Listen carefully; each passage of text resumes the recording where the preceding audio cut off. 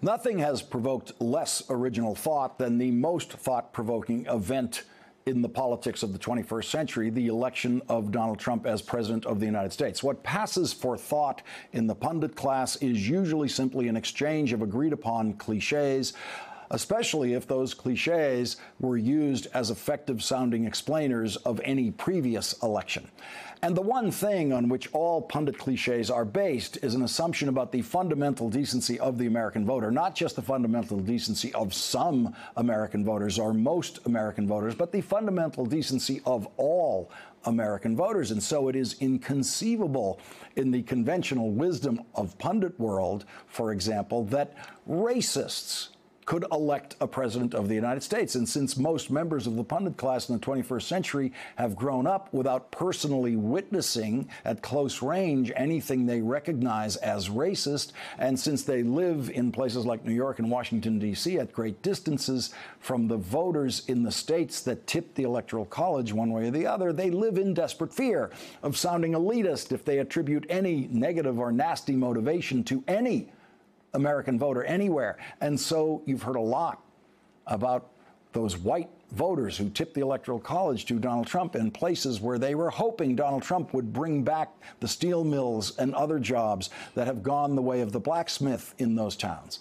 The latest entry in the explainers of the Trump vote may be the most important yet. It is Adam Serwer's article in The Atlantic entitled "The Nationalist's Delusion." This is mandatory reading for anyone who wants to know how we got to here. Adam Serwer writes, "A majority of white voters backed a candidate who assured them that they will never have to share this country with people of color as equals. That is the reality that all Americans will have to deal with, and one that most of the country has yet to confront." Joining us now, Adam Serwer, senior editor for The Atlantic. Also back with us, Eugene Robinson. Adam, make the case for us as quickly as you can, the case that has been largely ignored by most of the analysis of the Trump vote. Well, look, I just want to say, a lot of these people that I spoke to were genuinely struggling. But the solutions that Trump was offering, which were essentially offers to use state violence against religious and ethnic minorities, these solutions wouldn't have appealed to them if they had not possessed some level of racial animus. They wouldn't have made sense, which is why so many people voted for the other candidate. But it's also impossible to explain Donald Trump's victory, without that ideological lens. And whenever this comes up, Gene, if you say anything about the racism that exists within the Trump vote, you're immediately accused of calling all Trump voters racist. But in an election where he came in second, distant second in that 3 million votes, and managed to squeak out the Electoral College, every little vote counted. And if you were to take away racially motivated votes, Donald Trump wouldn't be president. Oh, there's no way he would be president if you took away racially motivated votes.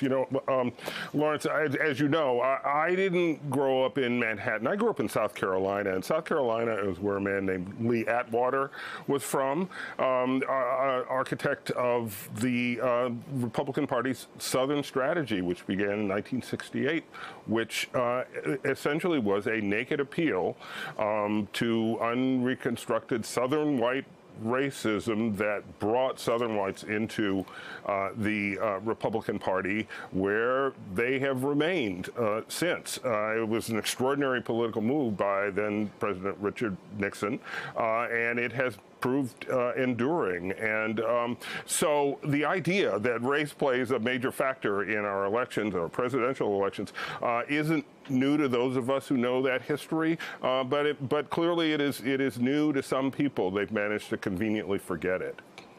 Adam, your piece is possibly the most thorough explainer of the Trump vote, and it also seems to explain why Trump voters stick with Donald Trump even when he fails at some of the policy things he promised to do, or just ignores some of the policy promises that he made as a candidate. Well, yeah, I mean, I think it's really interesting to the extent that Trump has pursued his Muslim ban, he's pursued a crackdown on immigration that has not simply gone after criminals, but gone after, dads taking their kids to school. He's pulled back on policing the police. I mean, to a large extent, Trump has, and he's engaged in these big culture war type conflicts with, say, black professional athletes or other, prominent black public figures. I mean, I think in some ways Trump is running the administration he promised, or at least in the ways that mattered a lot to the people who voted for him. But, Gene, in another recent examination of the Trump voters and their attitude toward him today in Pennsylvania, these were people who were saying they never expected him to bring back the steel jobs, but, boy, they really do love it when he takes on those NFL players. Yeah, yeah, which is extraordinary, but there it is. I mean, he drove a cultural wedge, and race was a big part of that. I think it's very clear. He drew a line and said, we want to go back to America the way it was, and that to a lot of people meant when it was a whiter America, and when it wasn't when it was a less Latino America, when it seemed simpler. That appeal obviously doesn't connect with African American voters or Latino voters, but it connected with a lot of white voters.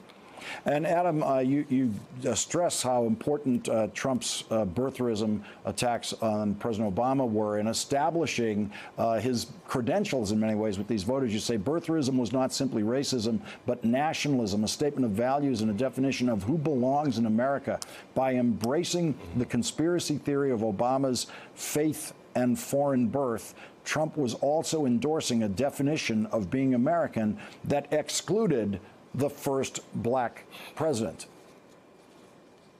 Yeah, I mean, look, I think birtherism is sort of, in a way, it's this incredibly complex statement of what the ideal American is not supposed to be, and it's not supposed to be, a black man who's the son of a Muslim immigrant whose name is Barack Obama. And I think, a key aspect of this is that Trump not only proposed discriminatory policies, but he expressed absolute outrage that anyone would suggest he's racist. He called himself the least racist person you've ever met. And I think that the combination of those two things is really important, both, saying I want to pursue this racist policy and also being outraged at any possible suggestion that he would be discriminating. And Gene, going forward from here, there's the question of how Trump opponents, how Democrats campaign against this. And with a solid Democratic campaign, it seems conceivable that you could isolate this kind of support in such a way that the Democrats could get the Electoral College votes they need. I think it's entirely possible, Lawrence. Obviously we don't know what's going to happen between now and the next election, but keep in mind, Barack Obama did win both the electoral and the popular vote twice by much larger margins than Donald Trump won, and of course Donald Trump lost the popular vote. So I see this as a reaction to the fact that the country is changing, and the country will continue to change. The country will continue to change demographically and culturally, and that arc of history is against this sort of backward-looking and in some respects outrightly racist point of view that Trump projects for his voters. It's moving away from that, and will continue to. Eugene Robinson and Adam Serwer, thank you both very much for joining us tonight. Really appreciate it. Thank you. Thank you.